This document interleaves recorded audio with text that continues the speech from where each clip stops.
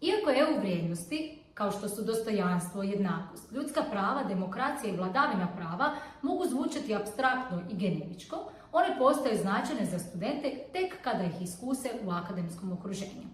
Obrazovanje, odnosno poučavanje, tada nije samo prostor za prenošenje znanja. To je laboratorij u kojem se vrijednosti prakticiraju, modeliraju i internaliziraju. Istraživanja dosljedno pokazuju kako mladi vrijednosti ne uče iz dokumenata ili slogana. Vrijednosti uče iz načina na koji se prema njima postupa, načina rješavanja sukoba, toga da li njihovi glasovi imaju težinu i čujemo li ih uopće, te osjećaja pravednosti i transparentnosti akademskog procesa. Općenito, studenti koji se osjećaju poštovano i ozbiljno shvaćeno izvještavaju više dobrobiti, a dobrobit je snažno povezana s pozitivnim akademskim iskustvima. Studenti internaliziraju vrijednosti Europske unije tek kada ih izravno iskuse. Ukratko, vrijednosti se uče kroz praksu, a ne kroz pričanje. Tutori mogu utkati EU vrijednosti svakodnevno putem nastave, a u nastavku čućete neke praktične primjere kako možete pojedine EU vrijednosti adresirati i u svojem nastavnom procesu. Na primjer, vrijednost kao što je dostojanstvo i poštovanje mogu postati stvarne i iskustvene kada se tutori obraćaju studentima s poštovanjem, potvrđuju pitanja, izbjegavaju javnu kritiku, prepoznaju različita iskustva te ne pretpostavljaju bilo kakva politička ili emocionalna stanja ukrajinskih studenata. Poštovana komunikacija može povećati dobrobit studenata. Zatim EU vrijednosti kao što su pravednost i vladavina prava, tutori mogu prakticirati kroz transparentno ocjenjivanje, jasne rokove, dosljedne procedure, primjere kvalitetnog rada te objašnjenje razloga nekih akademskih pravila. Kada je proces transparentan, studenti iskuste tu vladavinu prava, a ne slušaju samo o njoj. Akademski prostori mogu modelirati i demokratske vrijednosti i to kroz poticanje otvorene i respektabilne rasprave, uključivanje različitih perspektiva, dopuštanje studentima da utječu na teme ili metode, te u konačnici korištenje nekih strukturiranih alata za dijalog, na primjer fishbowl, rotirajuće moderatore ili reflektivne krugove. Ove prakse simuliraju demokratsko sudjelovanje, ali na mikrorazini.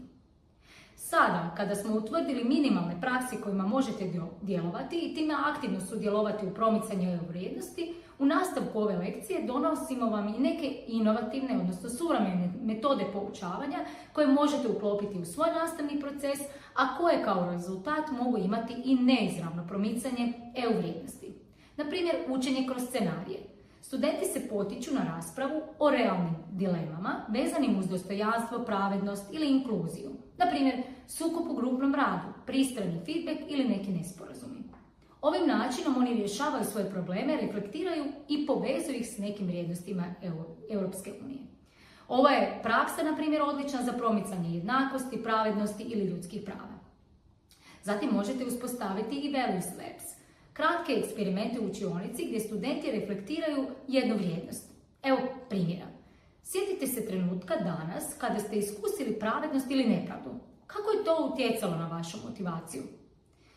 Ova aktivnost iziskuje minimalnu pripremu, a ima jak učinak.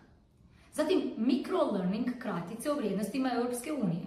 Tutor daje male kartice za učenje, digitalno ili tiskanje, sa nekim primjerima pitanja. Gdje u današnjoj temi vidite dostojanstvo? Ili, na primjer, koje pravilo osigurava pravednost u ovom zadatku? Ovo pomaže studentima povezati apstraktne vrijednosti s realnim učenjem.